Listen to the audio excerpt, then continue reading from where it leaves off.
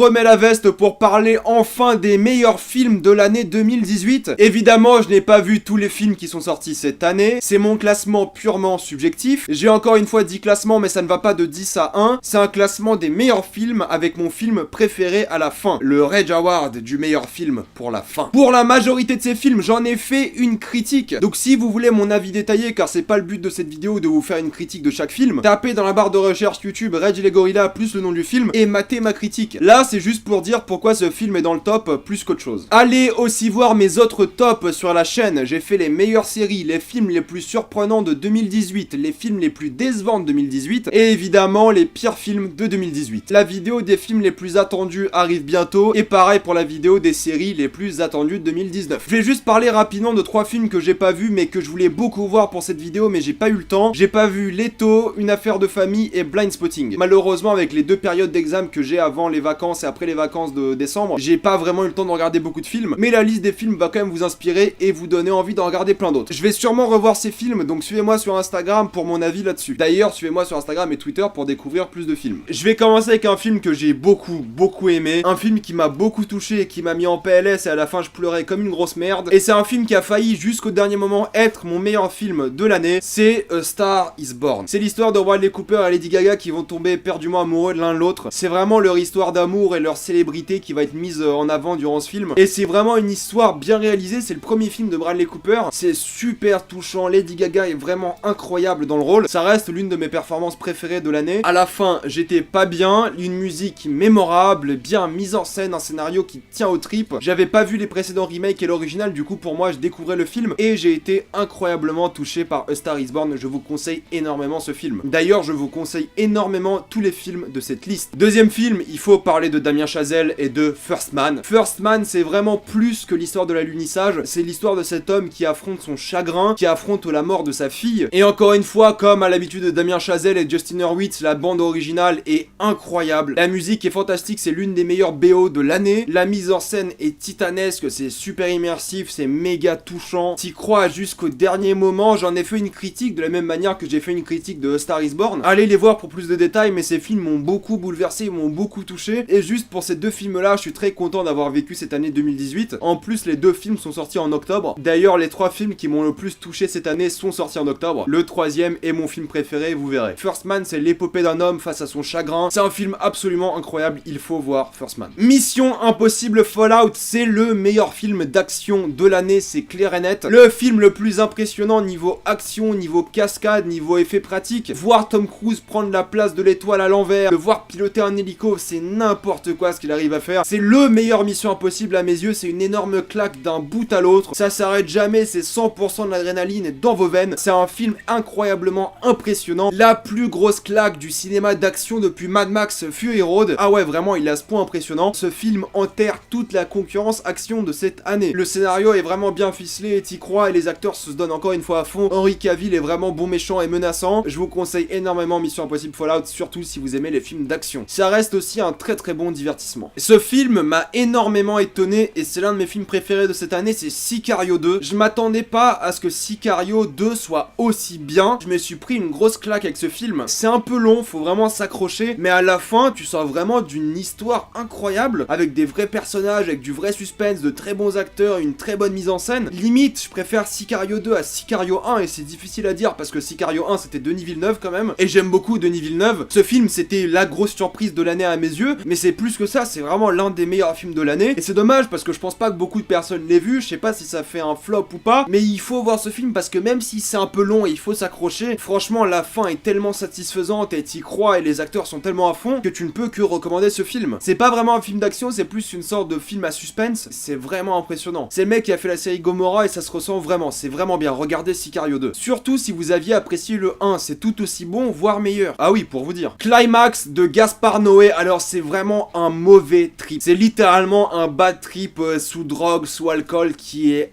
incroyablement sensorielle et c'est l'une des meilleures expériences cinéma de l'année. J'étais vraiment incroyablement impressionné par le travail de mise en scène, les plans séquences, le son, les acteurs. C'est un véritable cauchemar, j'ai beaucoup aimé Climax. C'est probablement mon film préféré de Gaspar Noé et sûrement le film le plus accessible, j'ai envie de dire. J'étais vraiment très impressionné par ce film. Faut se mettre un casque ou un système sonore 7.1, faut couper son téléphone, faut se mettre à fond là-dedans parce que c'est une expérience tellement sensorielle et tellement visuelle qu'il faut s'accrocher et c'est un véritable cauchemar. C'est l'une des expériences cinéma les plus malsaines de l'année et je ne peux que paradoxalement conseiller Climax de Gaspar Noé, l'un de ses meilleurs films et l'un des meilleurs films de l'année. Niveau bad trip, ça fait peur, ça vous donne absolument pas envie de vous droguer. Et mon film français préféré de l'année, c'est Le Monde est à toi de Romain Gavras. J'ai beaucoup aimé ce film parce que c'est une sorte de mélange gangster, Guy Ritchie-esque de la bicrave et c'est grave cool, c'est vraiment grave cool. Je suis content d'avoir une sorte de film à la Snatch en version française avec vraiment la culture française et ce qu'on fait de mieux. Et au début, je me suis dit ouais, ce film est vraiment bien, je vais le mettre dans mon top des surprises de fin d'année. Je me suis dit ça pendant que je regardais le film. Ensuite, Romain Gavras, il a mis du PNL et alors là,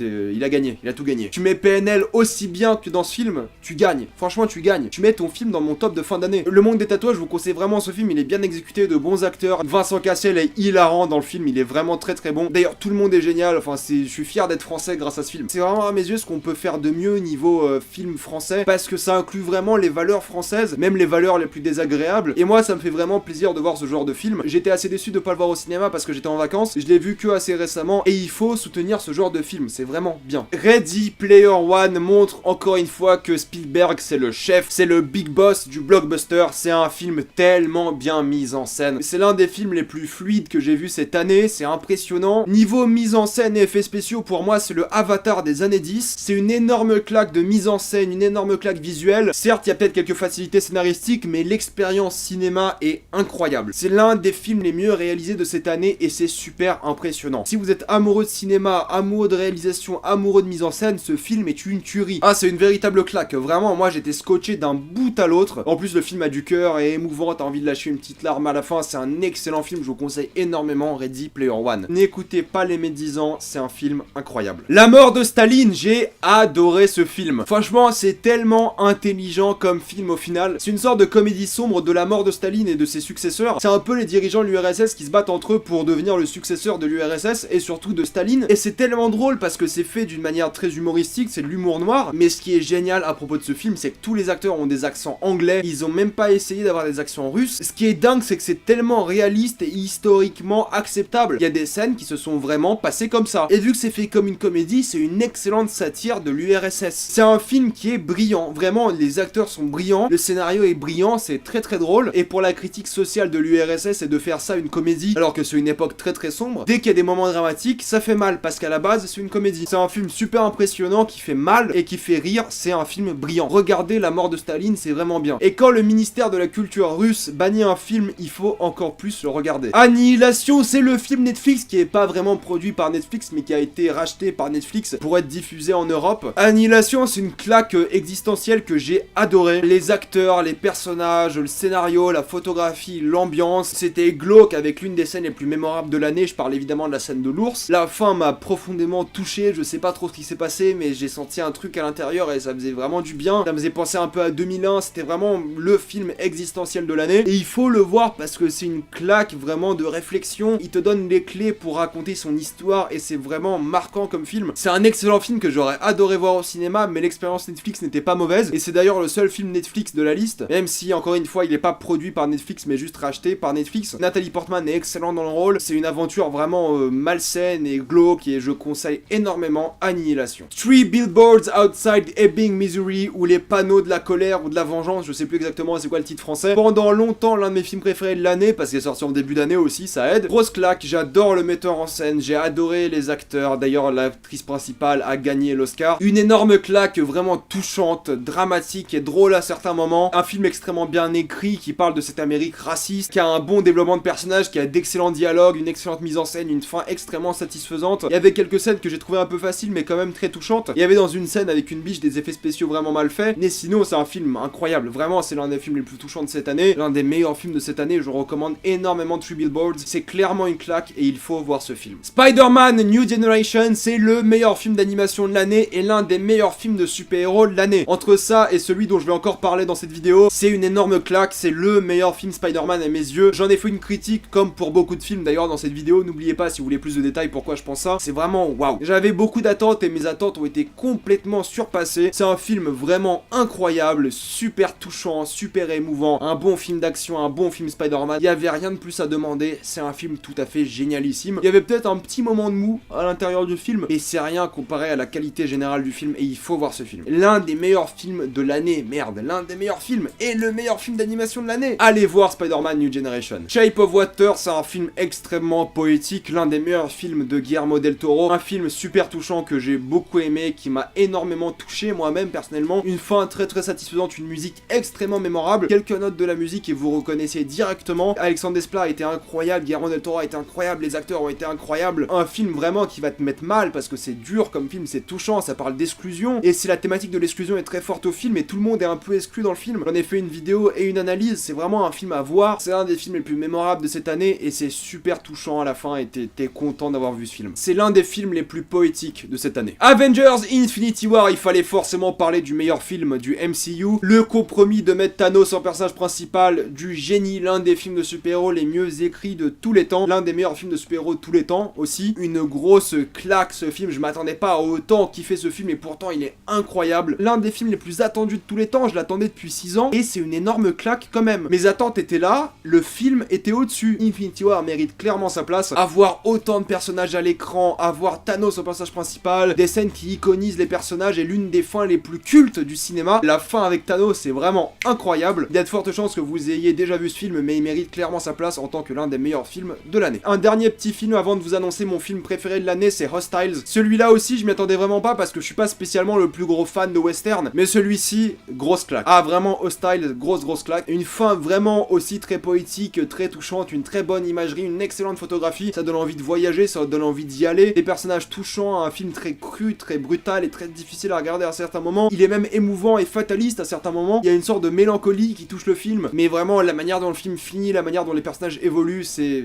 flagrant, c'est tellement bien. Regardez Hostiles, c'est l'une des claques de l'année et c'est surtout un excellent western. Il est l'heure de vous annoncer mon film préféré de l'année. J'en ai fait une critique, mais la critique est en non répertorié. Je mettrai le lien dans la description et dans le commentaire épinglé. Ce film m'a bouleversé, m'a énormément touché, c'est une énorme claque dans ma gueule. Le Rage Award du meilleur film de l'année 2018 va à Cold War. Cold War était incroyable, il dure 1h15, ça m'a bouleversé, ça m'a détruit. À la fin, je pleurais même pas, ça m'a juste détruit. À la fin, je me sentais seul, je me sentais sans ambition, sans objectif. Oh, je voulais me suicider. À la fin, ça m'a mis dans un état de dépression. Ça a duré quelques jours, j'étais vraiment pas bien. Pendant quelques jours, j'étais dans un mood vraiment pas agréable. Vraiment, à la fin de ce film, j'avais l'impression que ma vie ne servait à rien, que mon existence était futile et que ça n'avait aucun but à vivre, à respirer, enfin ce que vous voulez. J'étais en dépression, ça m'a mis en dépression, c'était un truc de fou. Mais ça m'est jamais arrivé, ce film m'a mis une énorme claque et il a failli me pendre. J'exagère évidemment, mais c'est incroyable. Les acteurs, la musique, la mise en scène, meilleure mise en scène de l'année. Il mérite son prix de la mise en scène à Cannes, c'est la meilleure mise en scène de l'année. La musique, l'histoire d'amour, l'une des histoires d'amour les plus touchantes que j'ai vues de ma vie. Victor et Zula, c'est l'un des couples les plus marquants à mes yeux du cinéma actuel. Pour moi, c'est un peu le Casablanca de sa génération. Vraiment, c'est incroyablement touchant. Il y a rien à dire, tout est parfait pour ce film. J'ai trouvé aucun défaut. Pour moi, tout a fonctionné. S'il y a un film à voir qui dure moins de 1h20, c'est celui-ci. C'est incroyable. Regardez Cold War. Pavel Pawlikowski est un génie et ce film est incroyable. Et j'espère vraiment qu'il va être nominé au meilleur film étranger ou si j'ai le droit de rêver au meilleur film pour les Oscars tout court. Regardez ce film. Moi, il m'a vraiment